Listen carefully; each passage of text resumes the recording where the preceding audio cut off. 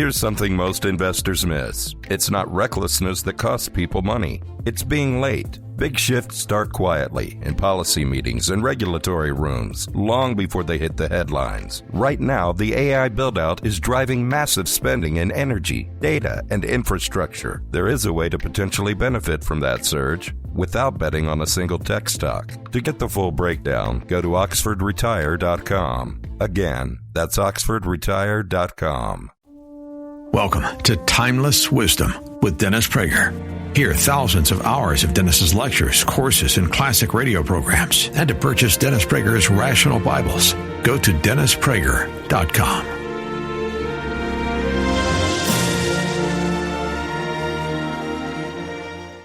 There's another element here that I'd just like to throw in for a minute, and that's the issue of faith. God had spoken to Abraham, right? God had told him to move out to begin with. And God had told him already that through you, all the families of the earth will be blessed. So then, why didn't he simply rely on God? Why didn't he just say, hey, nothing's going to happen to me. No, you, Sarah? Oh, Sarai. We've got it made. God's on our side. He promised me such and such. He's appeared to me. That's an interesting question, and I think there's an answer to it, and there's an important answer, and this I haven't seen in the commentaries. This is an answer that I come to, but with deep conviction. And that is, you can't rely on God if you can help yourself. You can't. Oh no, that is a basic religious principle. God is not a celestial butler. You must do what you can do for you. You cannot say, God will bail me out. Oh, yeah, Sarah, no problem. Let's go into Egypt. You know, they look at pretty women, and they take them and kill the husbands. But it won't happen to us, because God's on our side. You cannot speak like that. Even Abraham, who's been talked to by God personally, can't talk like that. And that's critical stuff, that you can't walk around saying God's going to bail me out of a circumstance. What does faith in God therefore entail is a very great question, and I'm going to talk about that to a certain extent today too, but please beware of that question. Yes?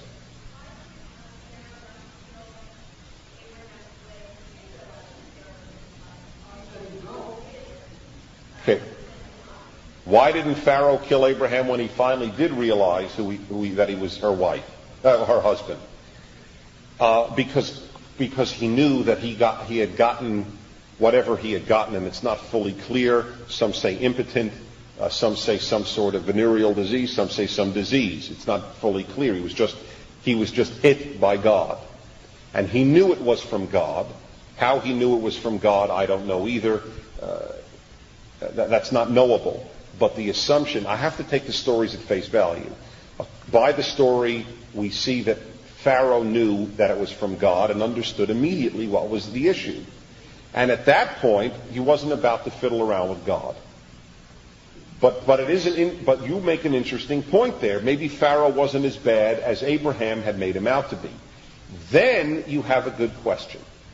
See, what if you suspect that they may kill you and take your wife, but in fact, maybe they won't?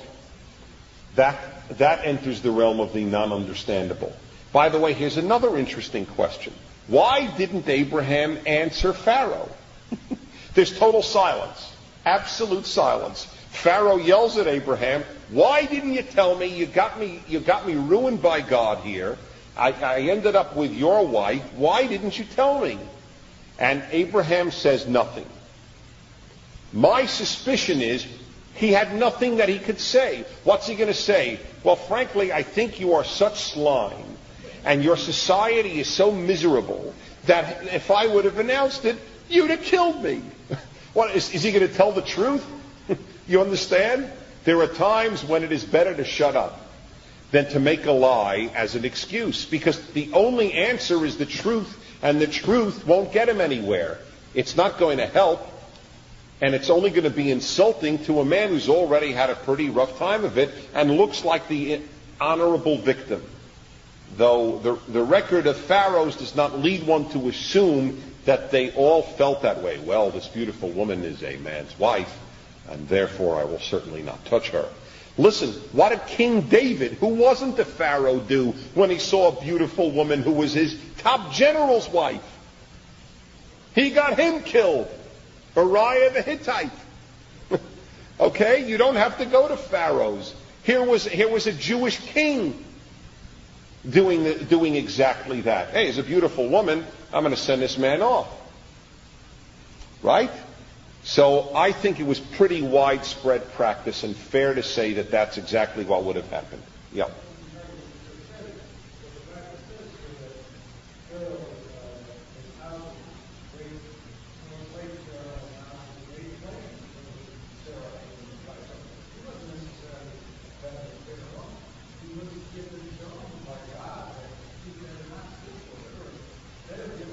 Right. He was shown, exactly, he had been hit by God, and that's the reason you're saying that not because he had this great moral conscience. Oh, God, how could you think, Abraham, that I, Pharaoh, this moral, civil creature, would ever do such a thing? It's almost laughable. I don't believe he's this honorable victim. I think it's laughable. I think that's what he said because he thought it was from God. By the way, isn't it interesting how this is a precursor of the plagues on Pharaoh later? That's exactly what it says. God brought plagues on Pharaoh. It's like a dress rehearsal. Just want to see how many plagues work on a Pharaoh till I get what I want. But it is fascinating, this precursor type of idea, isn't it? Anybody else on this? Yes.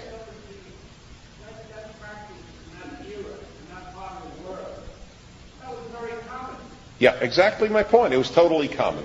Especially of a stranger. Exactly. Yes.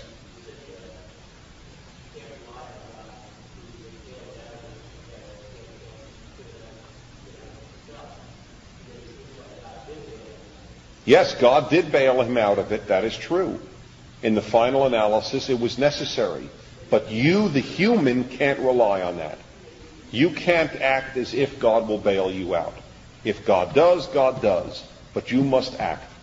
I mean, I hate cliches, but God helps those who help themselves, I think is a very, very valid one. And there's a very basic Hebrew principle, al tismoch al hanes, do not rely on a miracle. Yeah.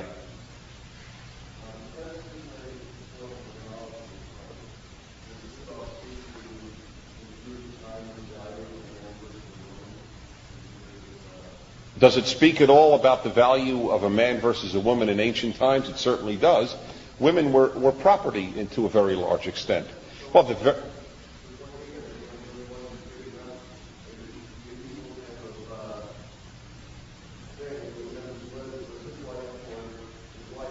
Oh, I see. I would not make that inference. I would not infer that Abraham was saying, well, she's only a woman, so we can get rid of her.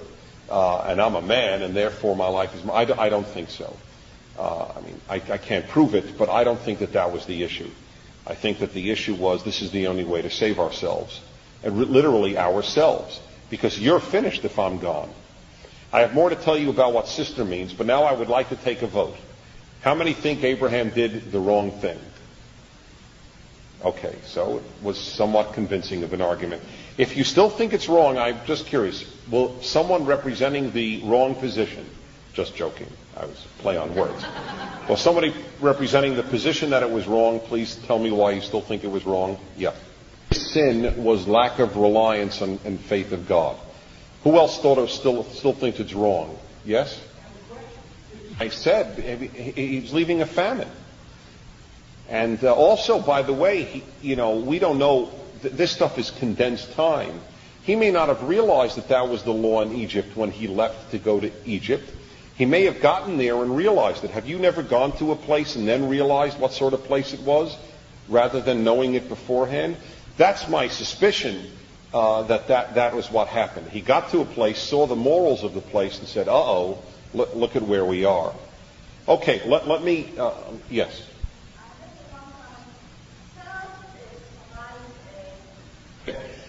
Here is her question, which poses the final one from that perspective.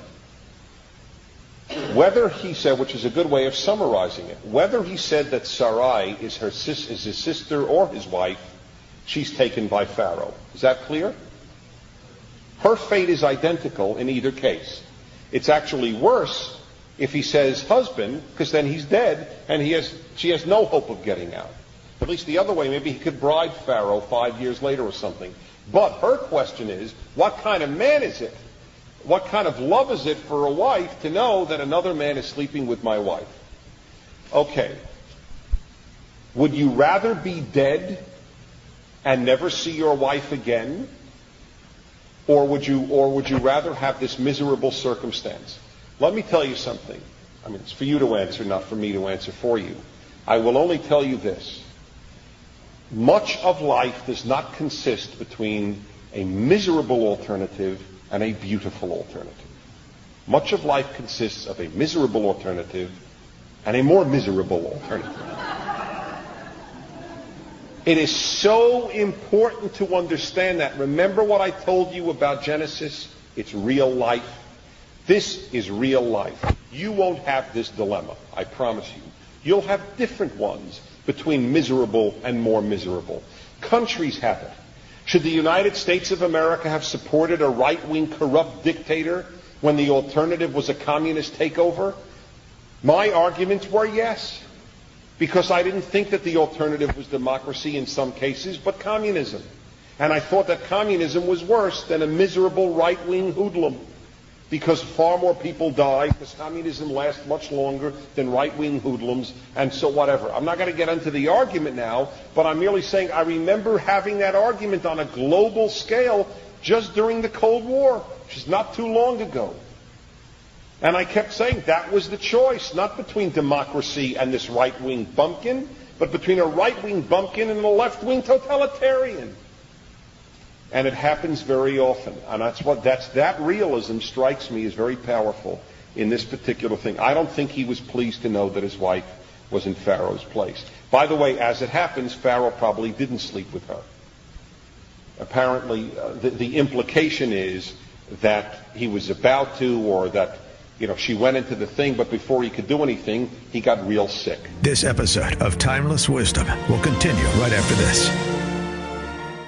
Americans have a big healthcare problem. Over 100 million citizens carry medical debt while paying for overpriced and complicated health insurance. As Christians, we don't have to pay for a broken system. Christian Healthcare Ministries is an alternative to health insurance at half the cost. Plus, you can enroll at any time. Stand up to health insurance with a biblical solution. Join CHM today by visiting chministries.org/wellness. That's chministries.org/wellness.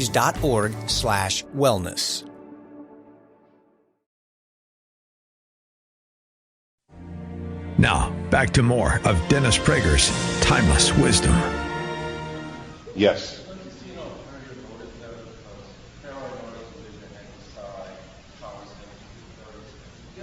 This is interesting. This is the worst case reading of Abram's conduct. That it wasn't just to save his life, but to become a very rich man. However, I'll tell you what mitigates against that. Number one, that the fact remains that his life was involved.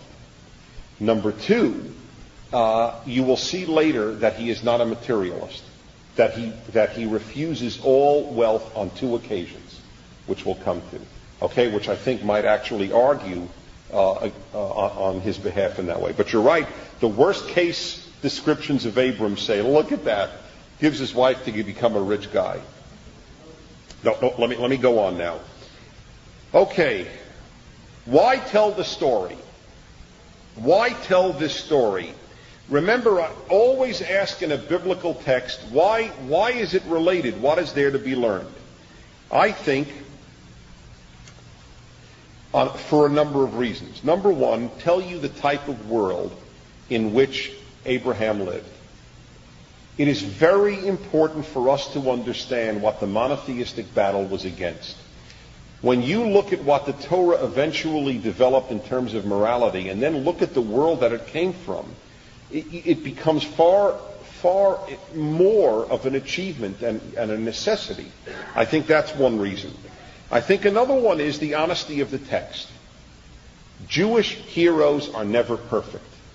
Whatever one is to say, even if it was the right thing, he doesn't look perfect in this thing.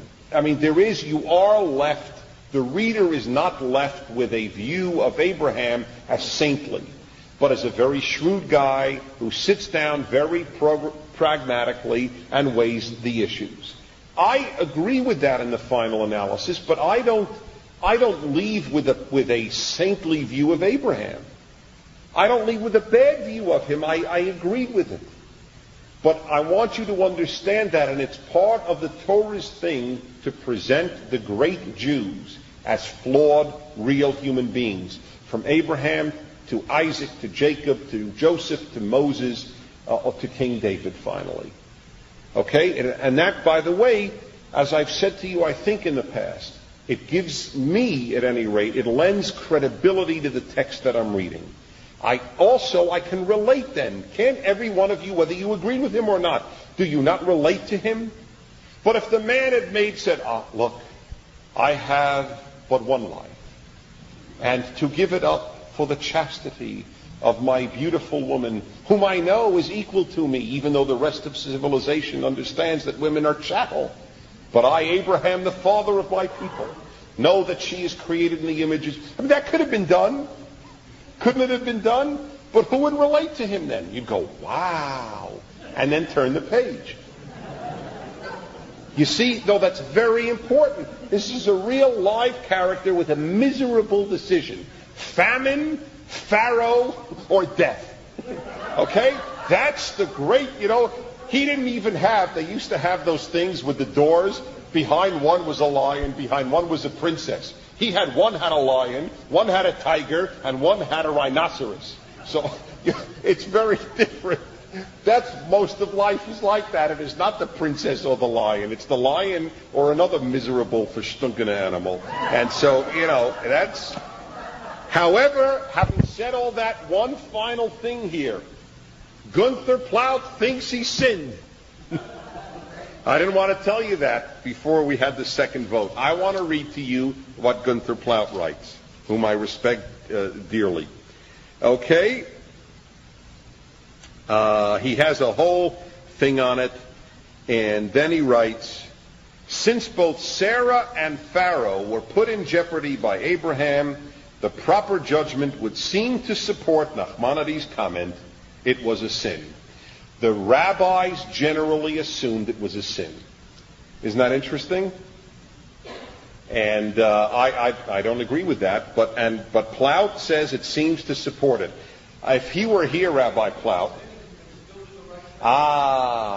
that's a great question. Can you do a sin and still do the right thing? Yes. That's a great question, and I'll tell you an interesting thing on that. One interesting recurrent theme on Religion on the Line that I've had with the clergy was this question. I'd say, is it always wrong to lie? And most of the clergy would say, especially the Catholic priests on this particular issue I remember best, would say yes. Lying is a sin. So I'd say, what if a man is chasing a woman, he wants to rape her, and you know where she ran, and the rapist says to you, excuse me, sir, could you please tell me where the woman I want to rape ran? What do you say? And they said, you try to do the best you can without lying. And I said, tell the biggest whopper you could possibly come up with, because it's not even a question. And they come back and say, look, telling a lie is always a sin. It might be necessary on occasion, but it's still a sin. And there is something to that. I have moved. I'd still tell the lie, but I wouldn't say that I didn't sin. I did the right thing, but in the circumstances, it has a sinful element. Maybe has a sinful element is a better word that said I sinned. But it wasn't pure. The truth is, you should tell the truth. You may have to not tell the truth on occasion, but there is a danger, obviously, that the moment you say, this case I have to tell a lie, what case don't you have to tell a lie? It's still a lie. And I'll give you another example. Why was it that King David was not given the task of building the Holy Temple? It is Jewish tradition throughout that it's because he killed too many people as a warrior. He had to be a warrior. He was in right wars. He was in correct wars. The wars were not immoral war. But still, the man who used the sword shouldn't build the temple. So his son Solomon, King Solomon, builds the temple.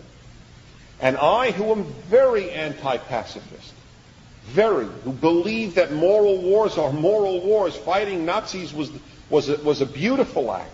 Nevertheless, killing is a tragedy. Let's put it this way. If sinful isn't good, tragic is. What Abraham did remains tragic, though right. I would say that about capital punishment. I am for capital punishment. But there isn't any part of me that does not acknowledge the tragedy, the awfulness of taking a human life deliberately.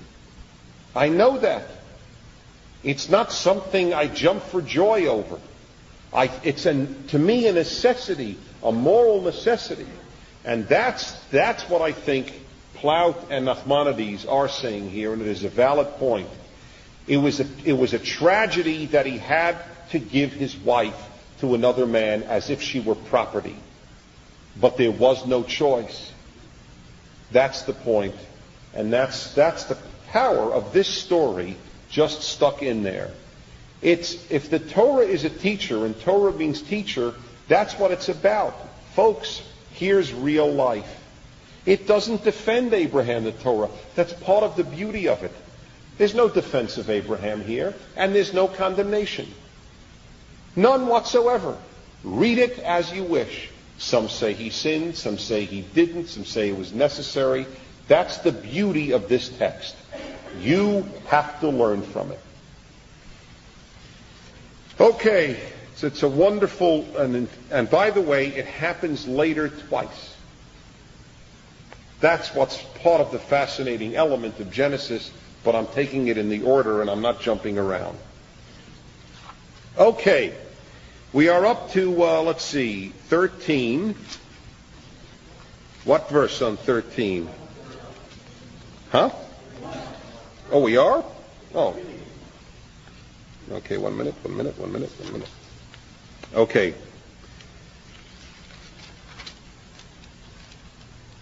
No, wait. Oh, 13:1. Yes, thank you. All right. From Egypt, Abram went up to the Negev with his wife and all that he possessed, together with Lot. Okay. Now Abram was very rich in cattle, silver, and gold, and he proceeded by stages from the Negev as far as Bethel, to the place where his tent had been formerly, between Bethel and Ai. You recall that when I mentioned that earlier. The site of the altar which he had built there at first. And there Abram invoked the Lord by name.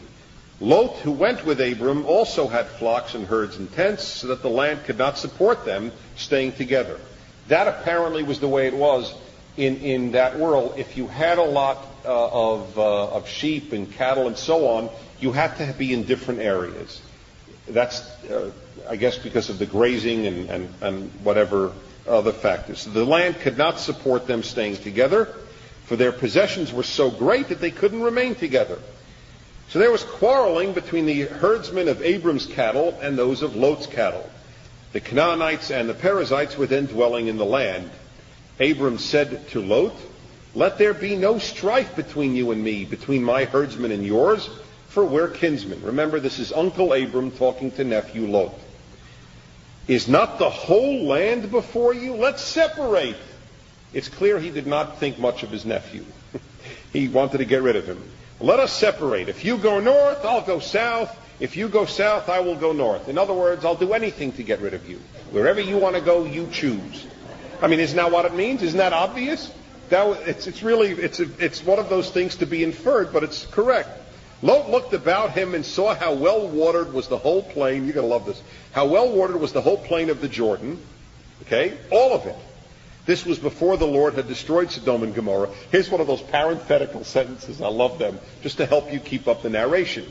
Remember, then it became desolate, because the reader at this time has already seen a desolate Sodom and Gomorrah. It was already as if you ever gone down to Sodom. It's a big salt nothing. So how could Lot look at the place where Sodom is and go, wow, is that fertile and rich? So it's explaining you, this is before it was destroyed, it was really rich. By the way, it happens to be archaeologically valid that there was a time when it was extremely fertile and green and wet. Just want you to know that. It's an interesting point. So this was before God destroyed Sodom and Gomorrah, all the way to Zohar, like the garden of the Lord, like the land of Egypt. So Lot chose for himself the whole plain of Jordan, and Lot journeyed eastward. Thus they parted from each other. Abram remained in the land of Canaan, while Lot settled in the cities of the plain, pitching his tents near Sodom. A wise choice. Now the inhabitants of Sodom were very wicked sinners against the Lord. Now this is interesting. There's a phenomenal amount of irony in Genesis. Constant irony. What does Lot choose? He goes according to what seems to be the most fertile area and picks what? Sodom. It would be as if somebody had left you off in California and said, choose anywhere to live, and you got telescopic vision and you go, Las Vegas. Because it looked so glamorous. And that's what he loved. The glamour, it looked unbelievably rich, and he'll take it. But even the next sentence tells you it was a miserable place to live. But Lot didn't care. Lot cared about money. This is an example that I said earlier to show that money was not that interesting. Remember, he was the uncle. As the uncle, he could have said to Lot, listen, I'm going to go to Sodom and that area and the Jordan plain where I know it's rich, and you go elsewhere. But no, the uncle said to the nephew, you choose. Now, by the way, as you will see with Moses, except in reverse order, we have here the stories of Abraham after God picks him, whereas we have the stories of Moses before God picks him. Okay? But the stories nevertheless fill you in. You want to know who the father of monotheism is, who the father of the patriarch of the Jews is. So there's a lot to tell you about. So too with Moses. I want to know who was this redeemer of the Jews from Egypt. Why did God choose? Now you're finding out about the choice of Abraham later. Remember that I told you I had a theory as to why there was silence before.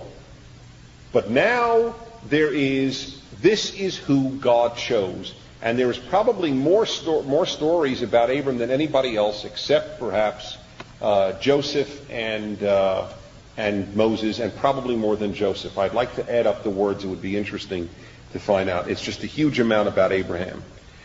So one of the stories is here that he's a peacemaker. He sees there's an argument, and he's totally self-sacrificing. Let's not argue. You, Lot, and your herdsmen, choose what you want, and you go where you want, and there's no problem. And he solves the problem. Lot ends up in Sodom, which was a poor choice. This episode of Timeless Wisdom will continue right after this. Americans have a big healthcare problem. Over 100 million U.S. citizens carry medical debt. But that's not the whole story. With health insurance, your out-of-pocket and monthly costs are way too high. You get surprise bills, denied claims, and poor customer service. That's a serious burden. As Christians, we don't have to pay for a broken system. Christian Healthcare Ministries is an alternative to health insurance at half the cost. You can enroll at any time and join a proven, faith-based solution that's both reliable and affordable. CHM isn't just help, it's financial and spiritual support when you need it most. Families across the country count on CHM to step in during their hardest moments. And it works. Stand up to health insurance with a low-cost, biblical solution. Join CHM today by visiting chministries.org/wellness. That's chministries.org/wellness. Now, back to more of Dennis Prager's Timeless Wisdom. Okay. One other thing. You see the next sentence 14, verse 14. And the Lord said to Abram, after Lot had parted from him. Raise your eyes and look out from where you are to the north and the south, to the east and the west. For I give all the land that you see to you and your offspring forever. I will make your offspring as the dust of the earth, so that if one can count the dust of the earth, then your offspring too can be counted. That's how numerous your offspring will be. Up, walk about the land through its length and its breadth, for I give it to you. And Abram moved his tent and came to dwell at the oaks of Mamre, which are in Hebron, and he built an altar there to God. Notice verse 14 where it said, and God said to Abraham, God said all these things after Lot had parted from him. One of the commentators makes the point that for God to complete all of what he had to say with Abraham, he had to get rid of all of his family. They were a burden from the past. The last links to his father's family of idol worshippers was the nephew Lot. You see, it's so interesting. Why were those words there? And God said, after Lot departed. Because only then could God relate. It's something for us to know. Maybe sometimes we too need to leave our origin to talk to God. It's something to think about.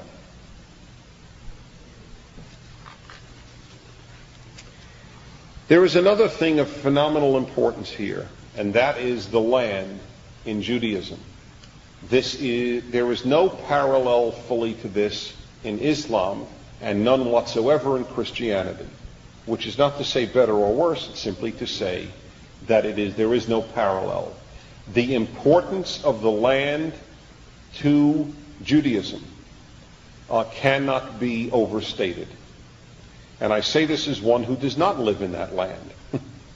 So I certainly am not saying this with any axe to grind or promoting my own choice in life.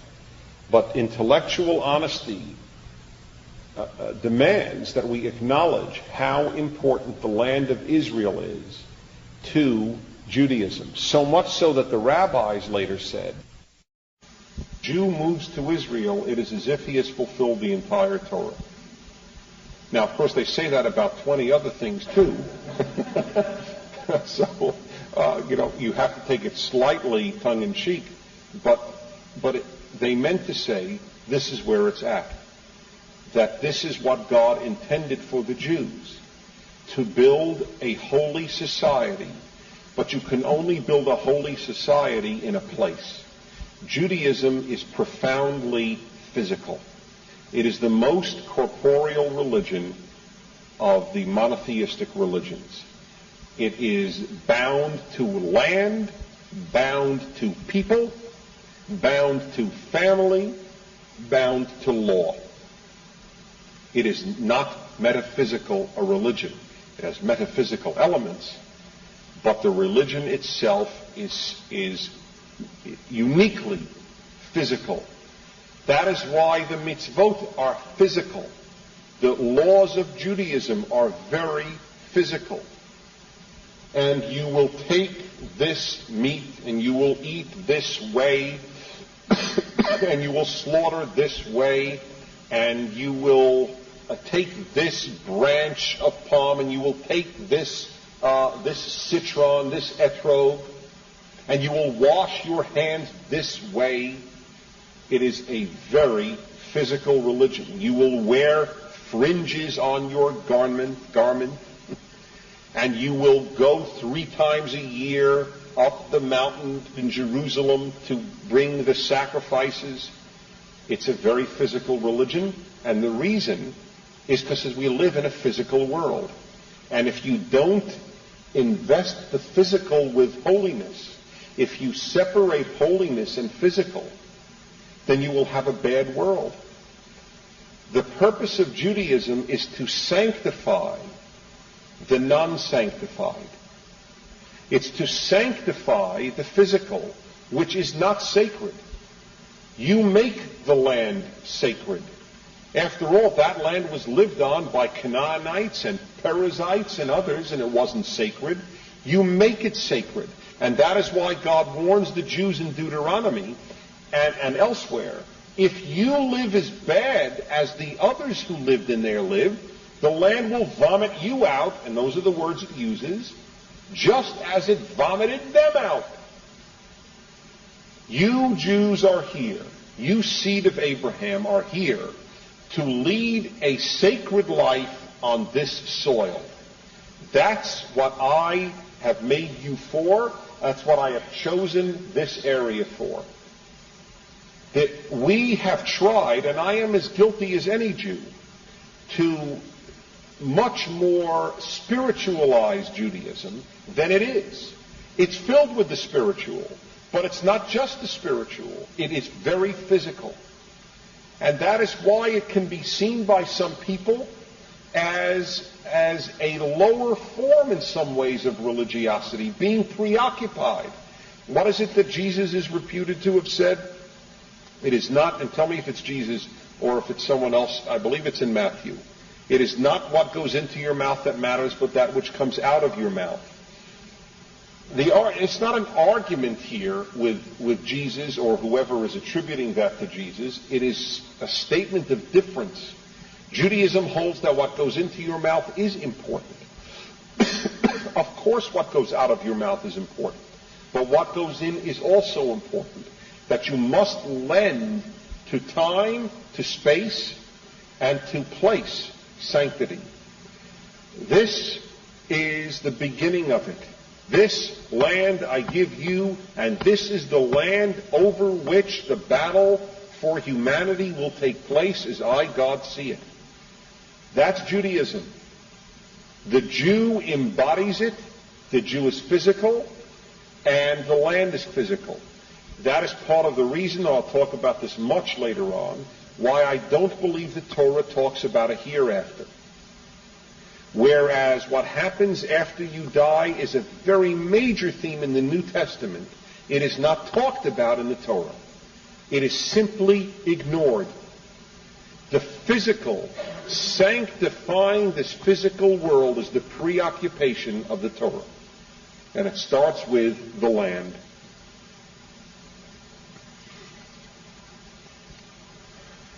God promises in 16, as I just read to you, that, excuse me one second.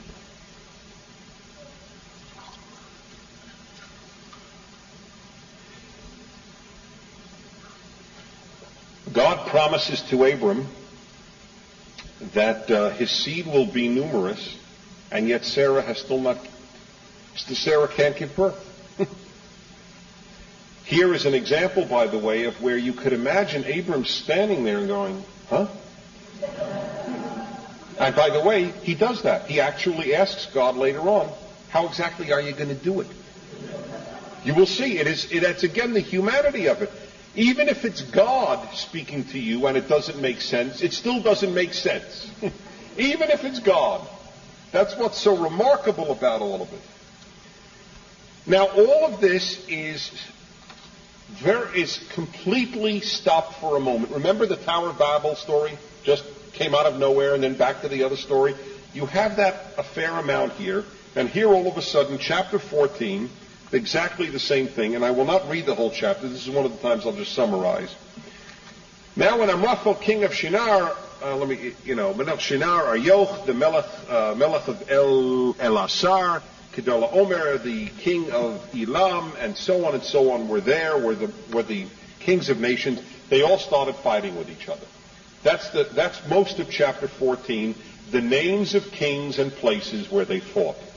But it ends with 14:11. The invaders seized all the wealth of Sodom and Gomorrah and all their provisions and went their way. They also took Lot, the son of Abram's brother, and his possessions and departed, for he had settled in Sodom, in case you forgot. Okay? Sodom lost the war. People were taken away, and that included Abram's nephew, Lot, whom he was just dying to hear from. Now, verse 13 in chapter 14. A fugitive brought the news to Abram the Hebrew. All of a sudden, by the way, Abram's called a Hebrew. This is the first time it's used. And all the research I have done has led me to believe that nobody knows what it means. There are those who say, I'm sure some of you know, that it's related to a nomadic people of the time called the Habiru. There's total debate whether that's true. To me, what strikes me as the most logical is to look at the word in Hebrew. And in Hebrew, la'avor means to pass, to go on, to, if you will, wander. And that's really both, I think, literally and hermeneutically what Jews are, wanderers. And started off as wanderers, they got the Torah as wanderers, and have been wanderers for a good part of their history. It's really Abraham, the other, the wanderer. Anyway, he got the news, right? He was at the oaks of Mamre, the Amorite kinsmen of Eshcol and Aner, and so on, these being Abram's allies. When Abram heard that his kinsman, who's that, Lot, had been taken captive, he mustered his retainers born into his household, numbering 318, and went in pursuit as far as Dan. At night, he and his servants deployed against them and defeated them, and he pursued them as far as Chovah, which is north of Damascus. That's quite a trip, by the way.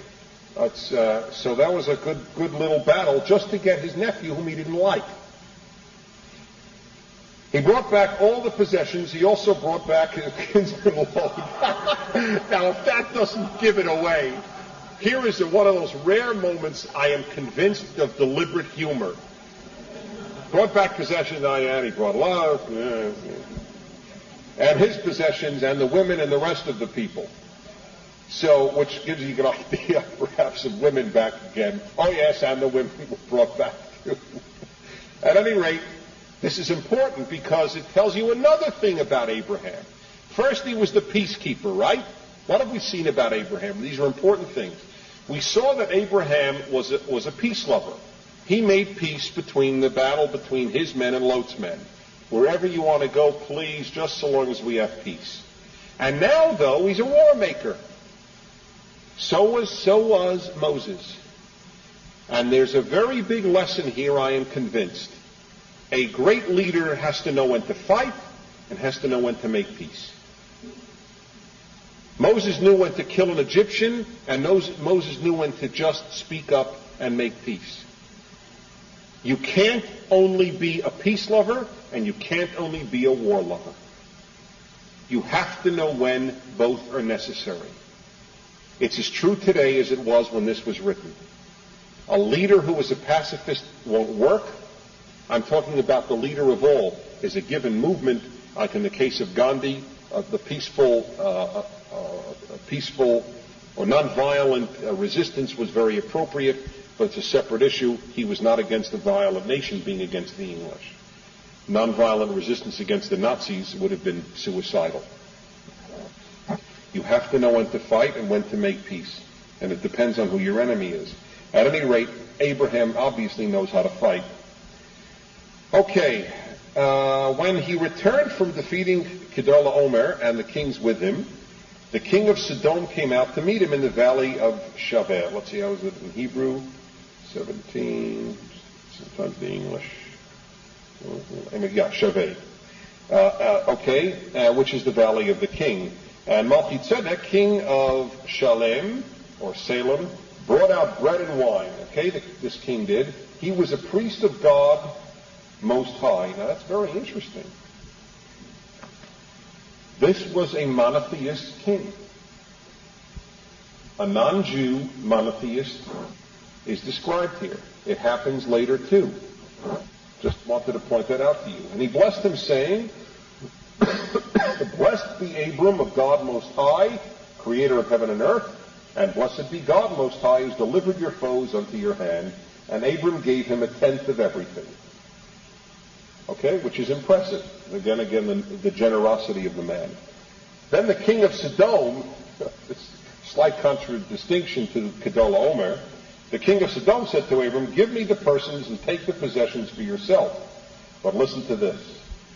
Abram said to the king of Sodom, and here is where I said to you earlier that it shows that he was not materialistic. I swear to the Lord God Most High, creator of heaven and earth, I will not take so much as a thread or a sandal strap of what is yours. You shall not say, it is I who made Abram rich. But rather, who is it who made Abram rich? God.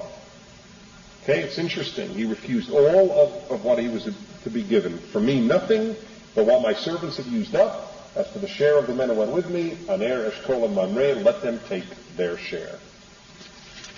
Okay, we are up to chapter 15. And we have something very new. For the first time, Abraham will speak to God. The whole time, if you notice, God has been speaking to Abram. Finally, Abram speaks. Sometime later, this is 15:1, the word of the Lord came to Abram in a vision, saying, now, by the way, this is God speaking in a vision, and later you will see that God spoke when he was asleep. There is one exception to these, and that is Moses, where it even says, not in a vision and not in a dream, but face to face, God spoke to Moses. The communication to Moses was unique. In other words, you and I don't know what divine revelation directly is, obviously, unless any of you tell me otherwise after class. And I have a fine doctor that I would. No, I'm joking about that part, but I would be curious if any of you had direct revelation. At any rate, there are levels of revelation, which means, therefore, that in some way, even those who get divine revelation don't get it as clearly as, let's say, Moses did. There is still a human fog, perhaps, in the way others may have gotten revelations. It's just an interesting point to dwell upon. It isn't God revealed himself, spoke to Moses, spoke to Isaac, Abraham, Jacob, and it's all the same. It is not. And here is one example. He came to Abram in a vision, saying, fear not, Abram. I am a shield to you. Your reward shall be very great. And now remember what I said, listen. But Abram said to God, O Lord God, what can you give me, seeing that I shall die childless, and then one in charge of my household is the one from Damascus, Eliezer. He had hired, as it were, or had made this Eliezer the head of his household, who by ancient Near Eastern law then inherits the household because you don't have a son. So here is an interesting thing. Let me ask you, if God spoke to you, first of all, you'd be so thrilled to know that God was there and knew you. It's like Woody Allen said, and I mentioned this on the radio, if God would only sneeze, I would be happy. I just want to sneeze. That's how we moderns feel, right? A lot of us, that's all I want is a sneeze. But it's interesting, you would think, therefore, God speaks to him. Now, why would he ask a question? And I mean this, I'm not sure I have an answer. If he knows that God is the creator of the universe and promises things, what's the question? Okay, I mean, this is if the God who made the earth and sun and moon and planets and stars probably can give me a child. There's a good chance based on his track record. So you would think that you wouldn't have all these questions to God. On the other hand, it's very normal. It doesn't make sense, as I said earlier, even if God says it. If it doesn't make sense, people will ask. And this, by the way, is I think, virtually uniquely Jewish, of having those talked to by God answer back. And Jews do this to this day. I mean that with absolute sincerity. Jews have a very vibrant, those who think about God, many Jews have been thoroughly secularized, tragically, but a very vibrant relationship. Mainly anger. Yes, I would say that the number of Jews who are angry with God is probably greater than the number of Jews who love God. I'm not saying that's good at all. I don't think it's good. I think you can have both. I think it's gone overboard. But I would say most Jews are walking around saying, oh, God, how could you let 6 million die? Oh, God, how do you let kids with cancer? Et cetera, et cetera, et cetera. But it's very part of our tradition. Our patriarchs answered back. He answers back. The first person spoken to, the first Jew at least, spoken to by God, answers back. Remember, Noah didn't answer back. An ark? Certainly, sir. Remember? We went through that. His total silence the whole time. You name it. The day, the wood, I'm your man. Not Abraham. Abraham has got already some Jewish characteristics. That it is a fascinating thing. So he says, exactly how am I going to do that? What can you give me? Since I'm going to die childless, and worse, the one who's in charge is this guy from Damascus, Eliezer. Abram said further, since you have granted me no offspring, my steward, that's Eliezer, will be my heir. The word of the Lord came to him in a reply. Shut up. No, not true. The word of the Lord, just wanted to see who was following. The word of the Lord came to him in reply. That one shall not be your heir. None but your very own issue shall be your heir, your own seed. That what comes from you. He took him outside and said, look toward heaven. By the way, I wonder if it's still the vision or he got up now. It's interesting. He took him outside. Was it in the vision or not? Look toward heaven and count the stars, if you're able to count them. And he added, so shall your offspring be. And because he put his trust in the Lord, God reckoned it to his, Abraham's, merit. I would say the number of times that Genesis 15:6 has been cited to me by Christian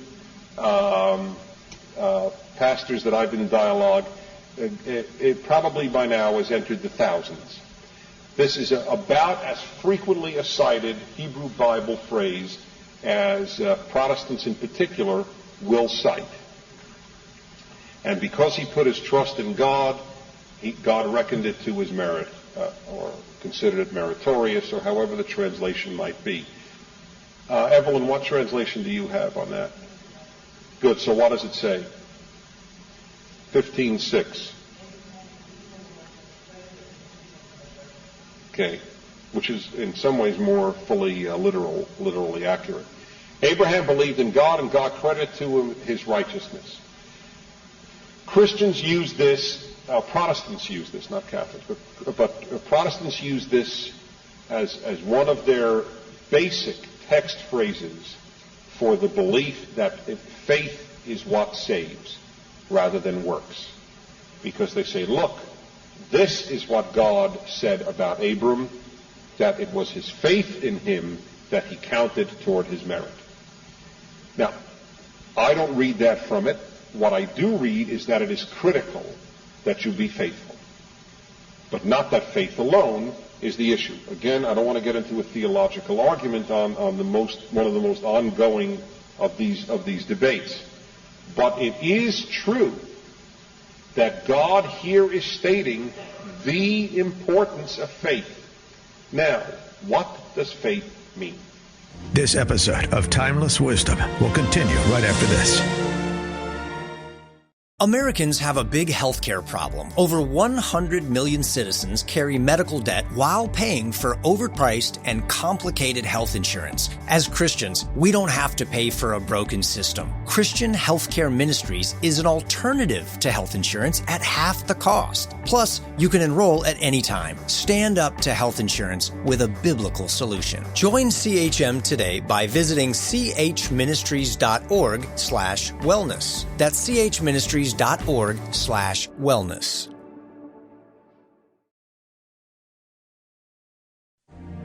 Now, back to more of Dennis Prager's Timeless Wisdom. There are two elements to faith with regard to God. One is, I believe God exists. The other is, I believe in God. But when people say I believe in God, they usually mean I believe God exists. That's not the issue. To believe God exists is not what the biblical faith is about. The Hebrew Bible takes faith in God as a given. Faith in God means trusting in God. You get the difference? It's all the difference in the world. Listen, you know your next door neighbor exists.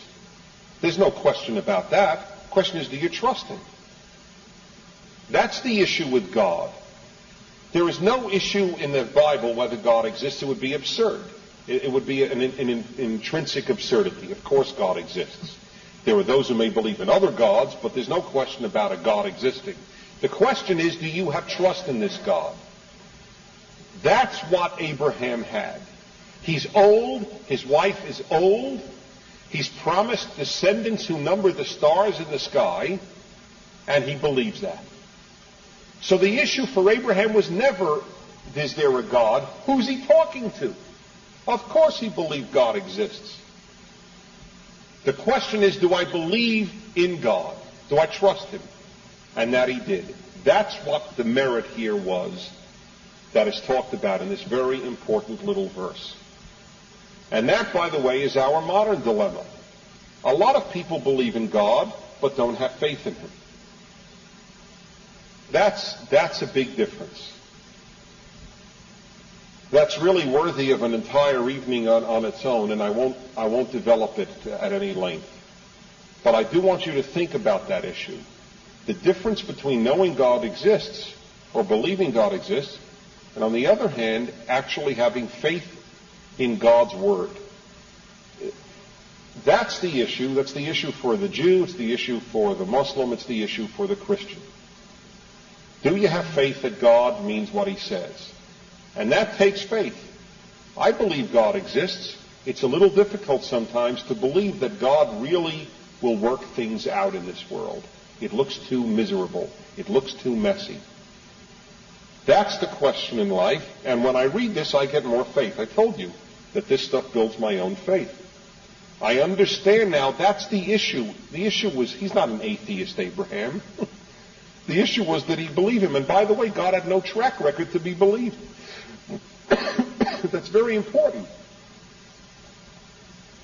God has a track record. If God came to a Jew today, a new Abraham, said, listen, I'm going to promise you the following, that Jew could say, I believe you, because listen, 3,200 years of Jews staying alive proves to me that your covenant, which we're going to come up to, is true. I understand that.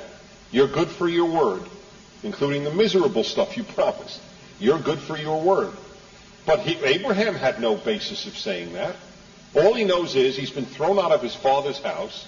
He was very happy and wealthy. He got thrown out of there. He has no more relatives left.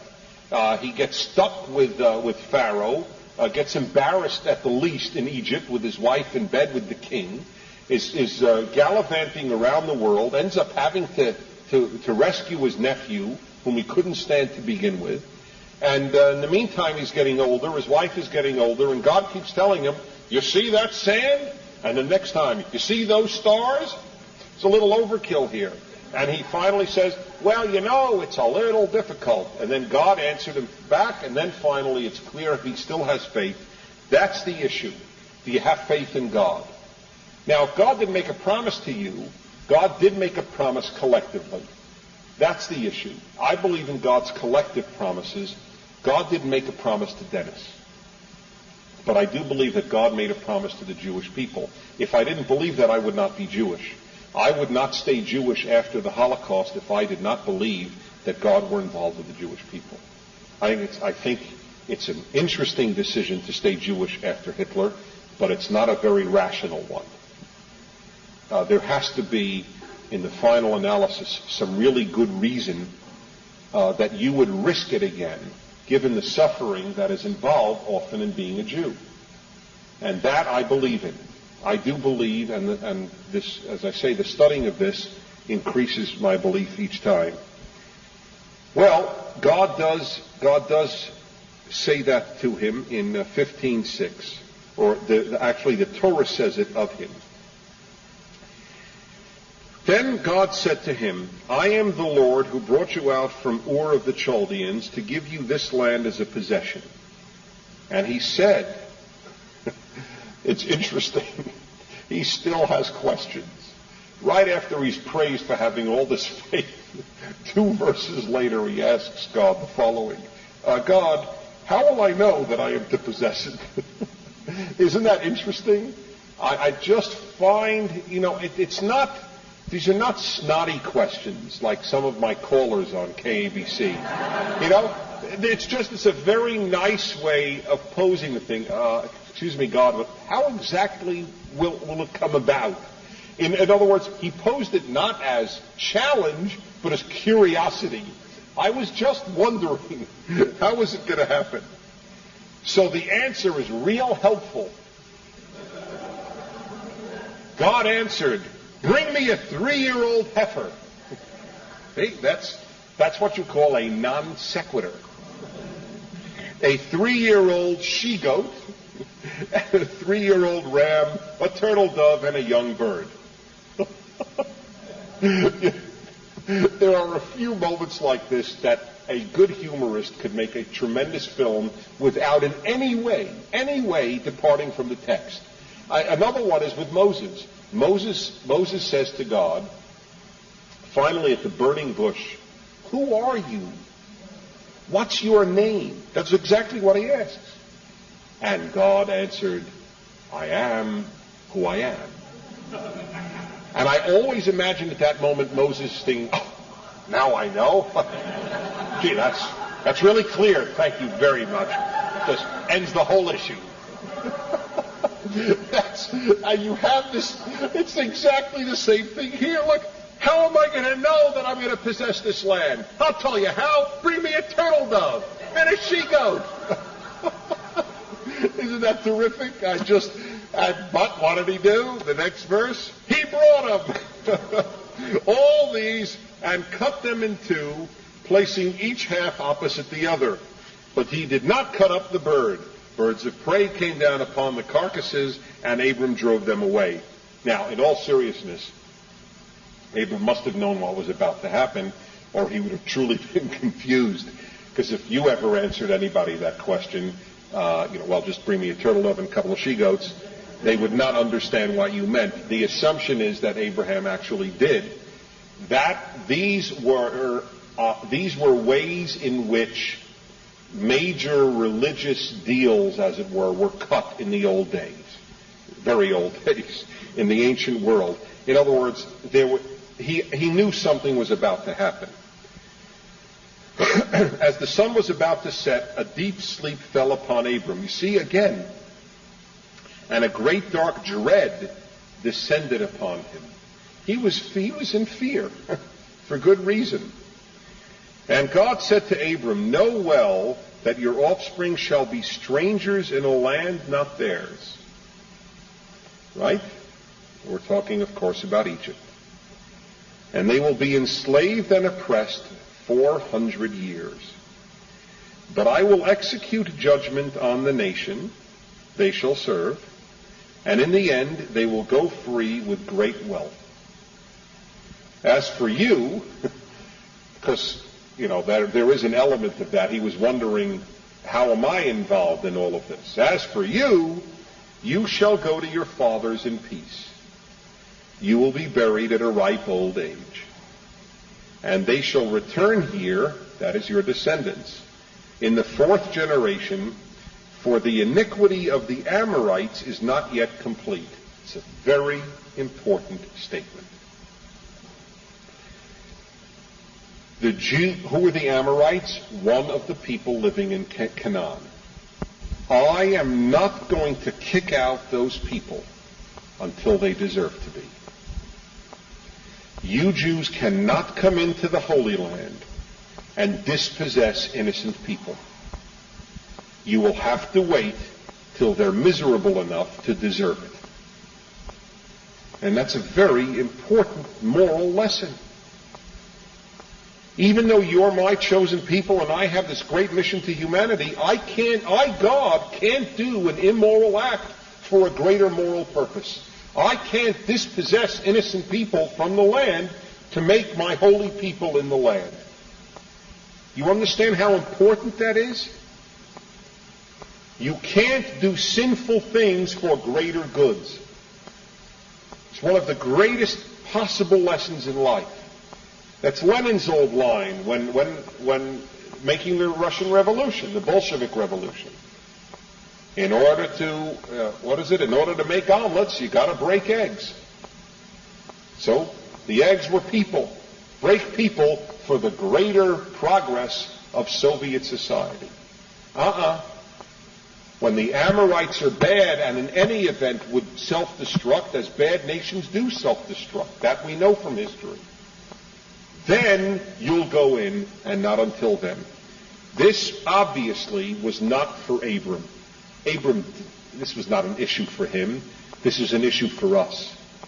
This line was for Jews later, much later than Abram, to understand what the moral element of going into the promised land is about.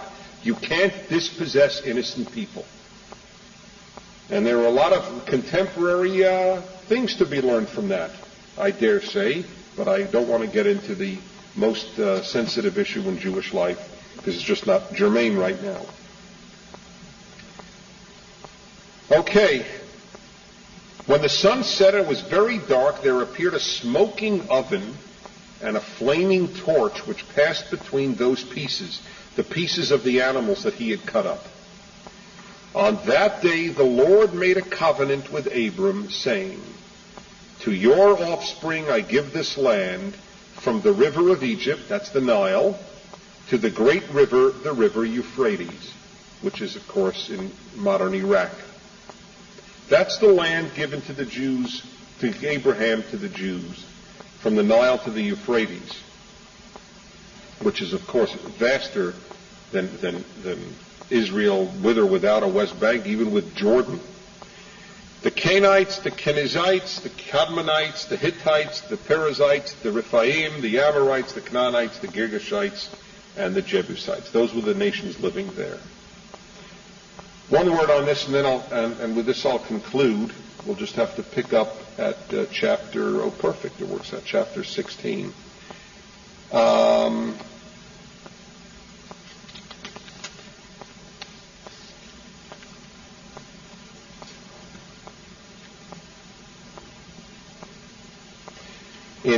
In verse 18, God makes a covenant.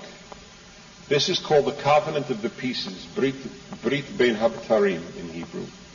This is the first covenant God makes with the Jews. It is the second covenant God makes with humanity. Remember the first covenant with the rainbow? That I make a covenant that I won't destroy the world again? Okay. It's an interesting point that is raised by Plout here, which I would like to read to you.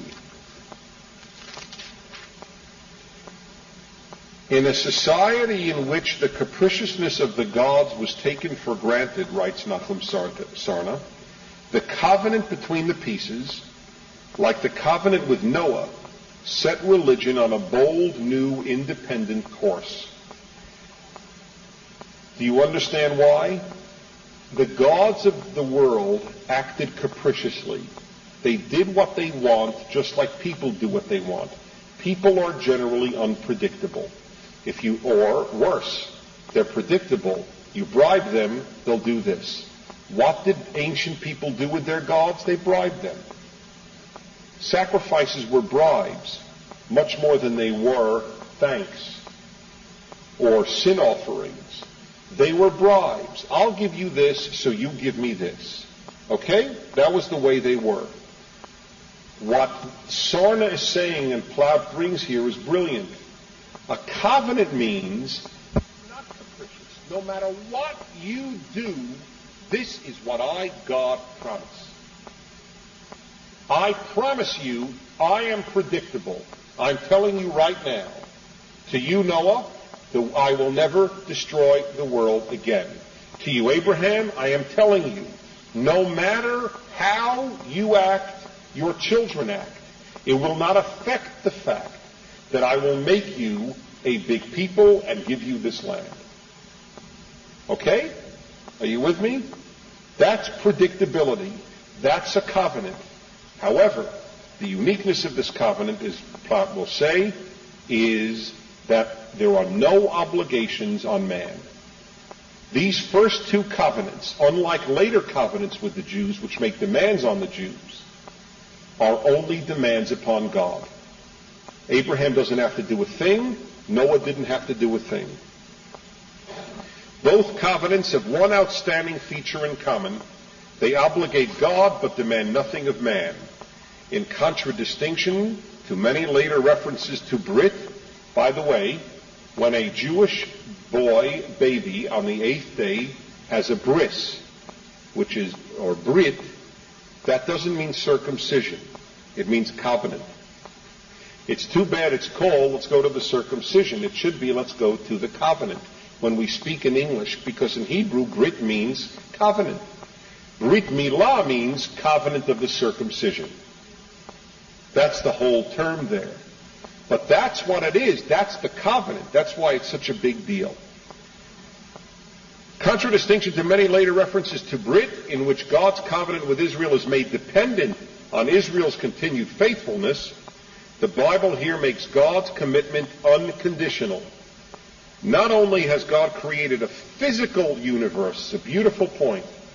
Not only has God created a physical universe with immutable laws, non-changeable laws, he has established conditions for an unchanging spiritual world as well. That's what's being said. I made a law with unchanging physical laws and unchanging spiritual laws. And I might add, unchanging moral laws. He is a faithful God, faithful in his natural as well as transnatural manifestations. And unlike the pagan deities whose universes were unpredictable and erratic, God shows himself in the covenant between the pieces to be an El Naaman, a God who is both dependable and trustworthy. No such religious covenant is known outside of Israel. This is another unique means uno. Only it never happened outside. This concept of the covenant. What the Jews' obligations are, we'll talk about next time when we will later talk about covenant. It'll be embellished, but I will explain that. Next time we go to chapter 16. Thank you. Enjoy your summer. This has been Timeless Wisdom with Dennis Prager. Visit DennisPrager.com for thousands of hours of Dennis's lectures, courses, and classic radio programs, and to purchase Dennis Prager's Rational Bibles. Your beloved dog and a stranger are both drowning. You can only save one. Who do you save? Every time Dennis Prager asks that question, his audience splits three ways. 1/3 chooses the dog, 1/3 chooses the stranger, and 1/3 aren't sure. Why? Because we live in an age where increasingly feelings define right and wrong. But if morality is based on emotion, then murder, rape, and theft are just opinions. And if people feel justified, why is rioting or destruction wrong at all? In his new book, If There Is No God, Dennis Prager explains why civilizations cannot survive without objective morality and why Judeo-Christian values shape the moral foundations of the free world. If you claim that certain things are good, certain things are evil, independent of how you feel about it, you are, in effect, affirming God. If There Is No God by Dennis Prager. Available now at PragerStore.com. That's PragerStore.com.